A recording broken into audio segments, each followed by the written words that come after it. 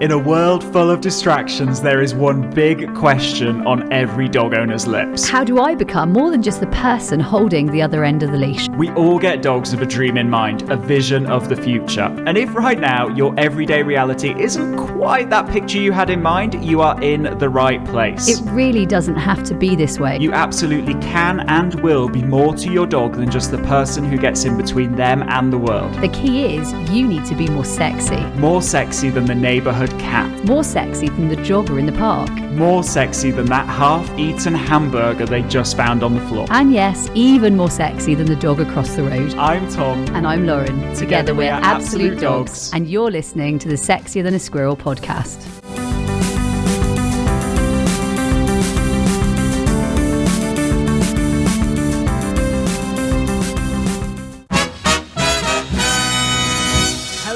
Welcome to this episode of the Sexier Than a Squirrel podcast, and in this episode we are talking about something that has really been driven by you, the listeners, and it is creating your most food-driven dog. And the thing is, when we consider how much food our dogs get on a daily basis, this seems like a really like it's going to be a win-win thing, an easy thing, and yet we get hundreds, thousands of emails to the Ask team. That's our amazing customer service team saying, really, I'm struggling with this. This is a problem for me. My dog doesn't want to work with me. I struggle to get them to play games with food. How do we create a food-driven dog? Tom. So first tip that we've got for you is that we ditch the bowl because the bowl is boring, and instead what we do is we like to think about each piece of food as being an opportunity to create an experience. It's a little like dot of experience. It's a little like opportunity to create a relationship. An invitation to an experience, right? Now, I think we have to, at this point, quite early on in the podcast, establish that both Tom and I will utilize food that we have, and we try to make it work for what we're doing, so we don't get too hung up on one thing or another thing, whether we feed raw, whether we feed kibble, whether we feed cooked, whether we feed whatever we feed.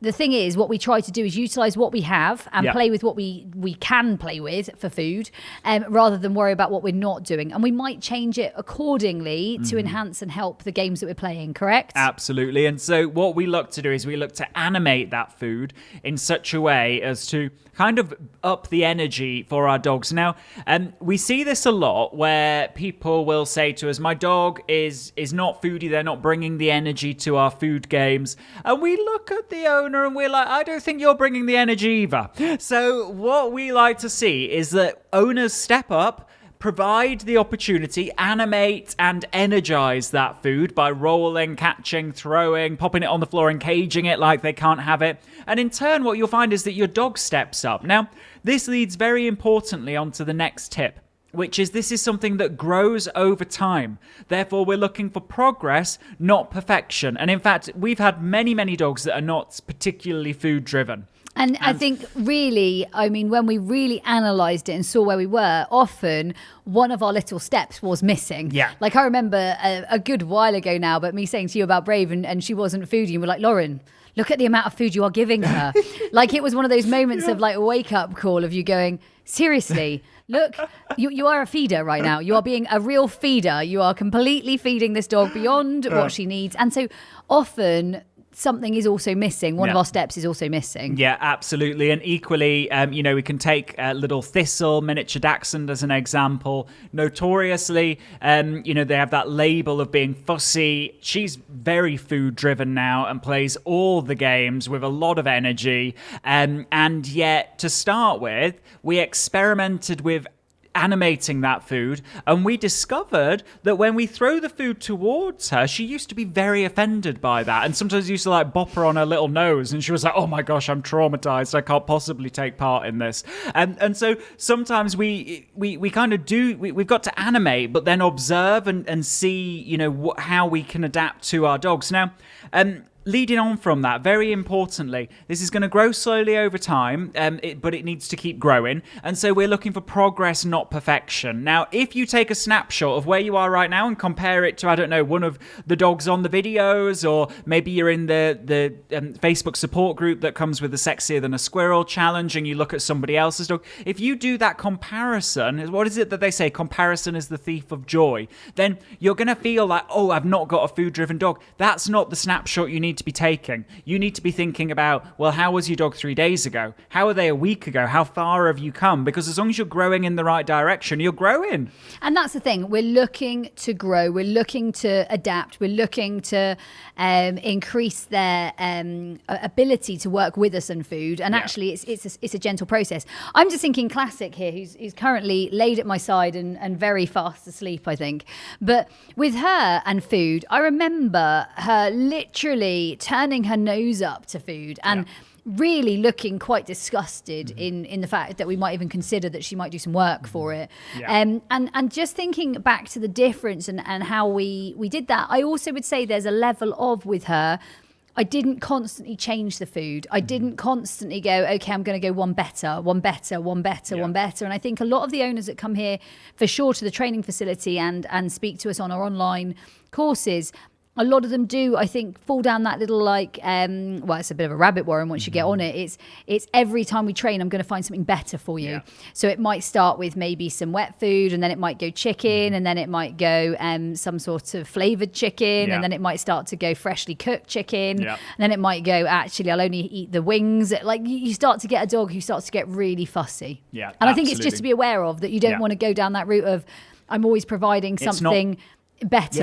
It's actually not the food. It's not about, for dogs, the experience of the taste will never win on the experience of the event, right? And so what we need to think about is, it's not about the taste, it's about the experience we create with that object that is the piece of food. Now, next tip that we've got for you, often people will say to us, my dog's not food driven. But actually, when we take a look, it's not that the dog isn't food driven, it's that the dog's not particularly animated in what they're doing. And so they don't look as engaged. They're loving the food, but they just don't look as engaged. And so really, that's such a quick thing to fix, in that dogs will become more of what they do every day. So if you do lots of animation games, every day they'll be getting a little bit more animated. When we kind of dive into how those dogs are being trained that aren't particularly animated, and we say, oh, what games are you playing? We'll say, oh, well, we're playing STAS, we're playing calm boundaries. We're playing lots of stillness. We're working on, self-control, but actually then you're disappointed when all of those skills that you've taught them, they're bringing them to the training session. Instead, what we need to do is think about moving our dogs to be more of a doer, and that might look like left spins, right spins, leg weaves, middles with fast releases, chasing bits of food, and there's no rules and there's no behavior and there's no requirement to do anything for it. And in turn, what we get is a dog who shows up for the sessions in a much more animated way. And then you see the picture of a food-driven dog, and it wasn't anything to do with their desire for food. And I think that's the big thing. The desire for food is one thing, but actually the desire for engagement and interaction and relationship and all of those things, that goes way further than any of the other things that we're discussing. Now, when it does come to creating a food-driven dog, I do feel that variety of the food that you're using can enhance what you're doing. Or when I say variety of the food, in terms of the shape, the size, how you're utilizing it. So I'm thinking about, recently I was teaching, we've been working with Mango learning to catch. And actually learning to catch, initially kibble was not so easy. Whereas catching something like wafer thin, in the UK we have this kind of wafer thin sort of chicken or ham.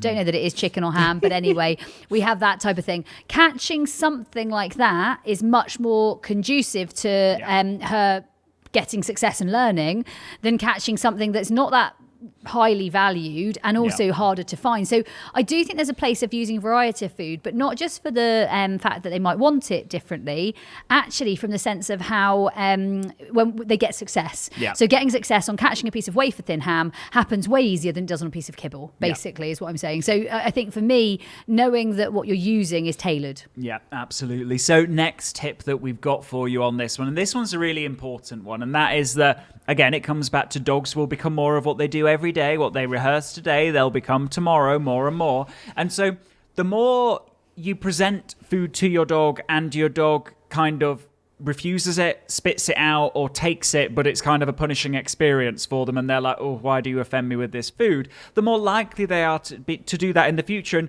we work with a lot of owners where they present food as a game to their dogs, but they know that their dog's actually not going to get involved, and they know that their dog's going to refuse it, and they know that their dog might take it but roll it around their mouth and look like, why are you annoying me with this bit of food that you've presented? And so actually what we're doing is we're growing them in the wrong direction. They're rehearsing that. So another tip would be, let's say for the next 3 weeks when we're doing our left spins, right spins, animated food, leg weaves, whatever it might be, and all of these games are in, that Sexier than a Squirrel challenge. So you've got so many animation games in there. If you've not yet jumped in, head to absolutedogs.me/sexy, and there's a 70% discount right now.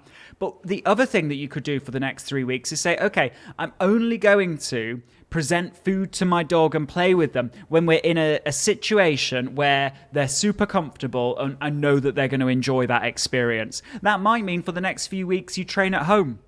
It might mean you train in the garden a little bit. It might mean that you train just outside your front door, in your front garden, because as soon as you start the walk, maybe your dog actually starts to think food's a bit troublesome again and starts to refuse it. 3 weeks, let's rehearse the really good stuff, and we're in full control of that. We know when we've got that food in our hand, and we kind of look the part and deliver it to our dogs, and then we're not surprised when they don't take it. We knew that already, so let's just not give them the opportunity to refuse it.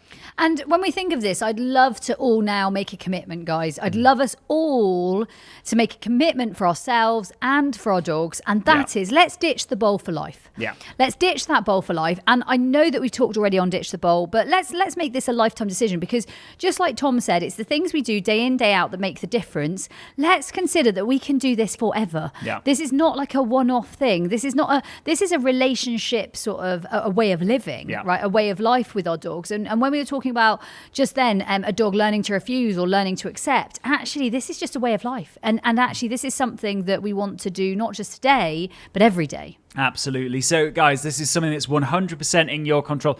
We've seen and heard 1,000, if not 10,000 times people say to us, my dog's not food driven, but you know what? I'm going to give this a go. And we say, trust the process and see what happens. And they're like, okay, yeah, no, I trusted the process and this has really worked. So really all that's left for you to do is take action, trust the process. Last example here, Tom, and I just was thinking of it then when you were saying it, and I was thinking of two actually, but this one in particular. A friend who has ditched the bowl recently, and she was scatter feeding a lot, and she's been scatter feeding her dog very, very recently, and then her dog's been refusing the food. And I said to her, how much are you scatter feeding? She said, I don't know, I don't have any idea, I just keep scattering. The thing is, we do need to know what a dog's intake is. We do need to know that they are hungry. We do need them to be accepting of their dinner. This is their dinner. They are eating to stay alive. Therefore, they do need food. And at some point, there's going to become a point where they go, actually, I'm game on and I want to work with you. The fact that she was over scattering and over generous and scattering like probably 3 times that dog's amount when we actually weighed it out. Scattering a lot of, and she said, I know, but you guys say scattering is good. It is good within like awareness and vigilance. Exactly, and it is good within, there's a game for that, but you need to make sure you're playing the right games for what you want to grow. And she wants to grow focus, and actually scattering all of that dog's daily food is really not helping. And yet if we incorporated some focus animation-based games there and said, right, 100% of the daily food allowance into animation, engagement and focus, I bet in 3 weeks' time there'd be a very different picture. There would be a very different picture. So I suppose what we're saying is the control is at your fingertips. And I suppose more importantly, the relationship and experience and excitement is at your fingertips. So basically, you are the electric fingers. Off you go. You can literally do what you like. You get to do this. Grow in whatever direction you want. If you want something, build it, grow it, and all you need to do is take action on what we taught you. So with that, guys, that was this episode of the Sexier Than a Squirrel podcast. It has some really fundamental learning in it that's really going to supercharge your journey as a game changer from now on. So do take action on it. We'll see you in the next episode. Remember, stay sexy. Hey, before you go, have you taken part in the worldwide Sexier Than a Squirrel challenge? It's a 25-day online video program, huge energy, amazing community, and over 6,000 people are already taking part. The only question is, you know where you are today. Where do you want to be 25 days from now? Head to absolutedogs.me/sexy.